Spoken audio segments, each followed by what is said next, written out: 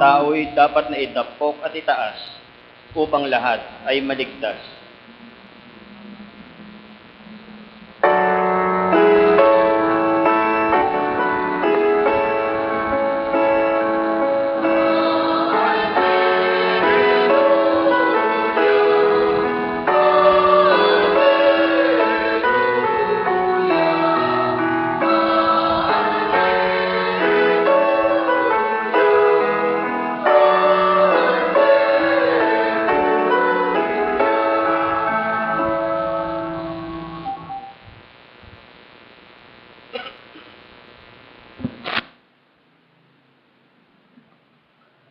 Sumainyo ang Panginoon. At sumainyo rin. Ang mabuting balita ng Panginoon ayon kay San Juan. Papuri sa iyo, Panginoon.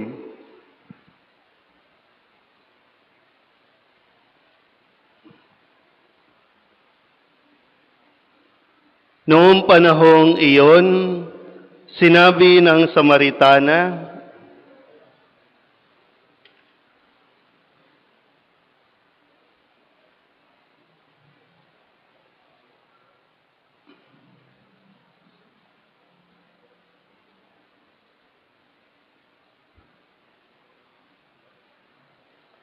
Noong panahong iyon, sinabi ni Jesus kay Nicodemo, "Huwag kayong magtaka sa sinabi ko sa inyo.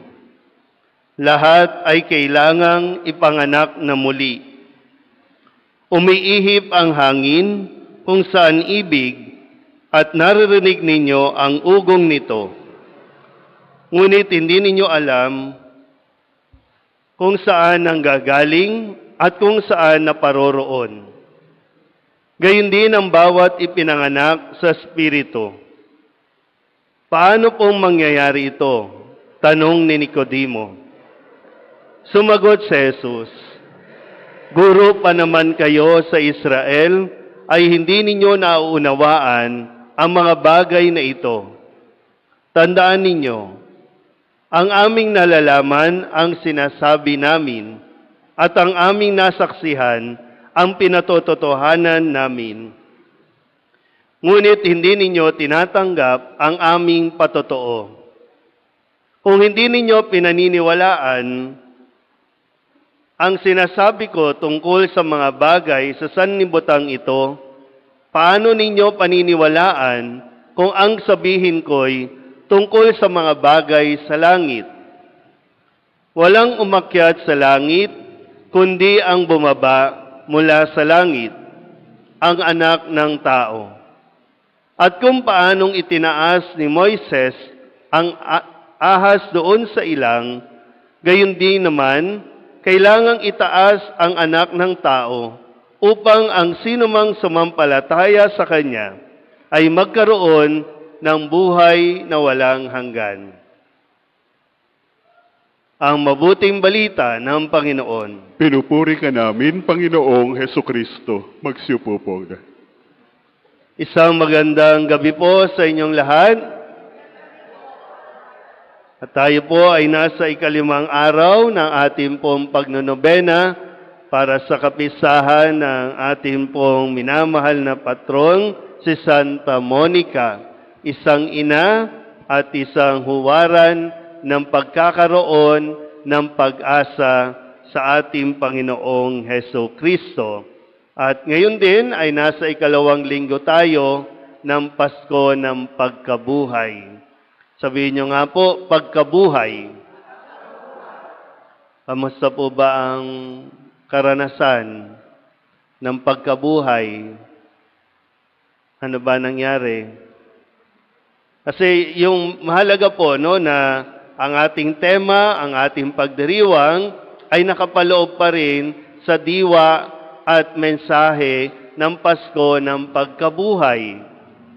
Bagamat sa Ebanghelyo, ito yung tagpo bago pa siya hulihin, bago pa siya pagkaisahan ng mga Pariseyo, nakausap na ni Jesus itong isa sa mga Pariseyo, pero lumapit kay Jesus para mas matuto, para mas magkaroon ng pagkaunawa Hindi lumapit kay Jesus para questionin si Jesus. Kasi kadalasan, yun yung ginagawa ng mga Pariseo. Pumupunta kay Jesus para questionin, para tanungin o questionin ang kanyang identity, yung kanyang katungkulan, yung kanyang kapangyarihang magsalita. Pero itong si Nicodemo, sinadya si Jesus para mas matuto siya, mas maunawaan niya ang nangyayari, mas maging bukas o malawak ang kanyang pag-iisip. Kasi naghihintay sila, no? Naghihintay sila. Ang mga Hudyo, naghihintay. Kailan, hanggang kailan kami maghihintay sa pangako ng Diyos na Mesiyas na siyang magpapalaya sa kanila mula sa pang-aalipin ng mga Romano. Yun nga lang, hindi pa rin talaga nauunawaan na ibang Mesiyas ang darating. Ito ay si Kristo. Hindi yung Mesiyas na hawak ng armas o magkakaroon ng maraming kawal, kundi ang anak ng Diyos sa katauhan ng Panginoong Hesukristo. Naintindihan po ba? Yan. Kaya ngayon, ang mensahe ni Jesus kay Nicodemo na nakapaloob ngayon sa mensahe ng pagkabuhay na dapat tayong muling ipanganak. Yung pagkabuhay, nagbabago ang buhay. Kaya kung maalala nyo po, matapos na si Kristo ay mamatay sa krus, ilibing, siya ay nabuhay at nagpakita sa mga alagad, bagamat nandoon ang mga sugat, ang mga palatandaan, pero bago na si Jesus. Ang nakikita na ay ang kaningningan, ang pagka-Diyos ni Jesus, nagbabago. Naintindihan po ba? Yan. Kaya kanina, tinatanong ko kayo, kamusta po ang pagdiriwang ng Pasko ng pagkabuhay?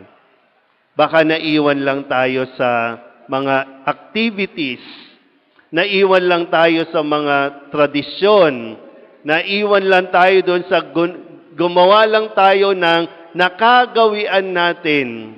Kaya kahit ang mga lingkod ng simbahan, kapag kakamusta, ano nangyari? Yun, napagod lang. Diba? Nagpagod lang ba tayo? Yun lang ba ang panawagan sa atin? Kasi ang kailangan masuri ay, mayroon bang nabago sa buhay natin? Hindi man 100%, pero mayroon bang nabago sa atin?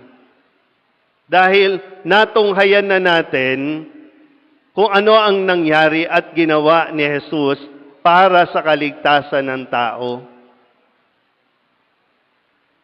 Tingnan nyo nga yung mga katabi ninyo kung may nabago ba. May nabago ba? Kasi tingnan nyo, no? Ang karanasan ng mga alagad ni Jesus sa unang pagbasa, ang ilan sa mga pagbabago nangyari sa kanila matapos yung, di ba, nabuhay na si Kristo, binili na sa kanila. So, ang mga alagad ngayon, sila na ang nagpapahayag ng mabuting balita.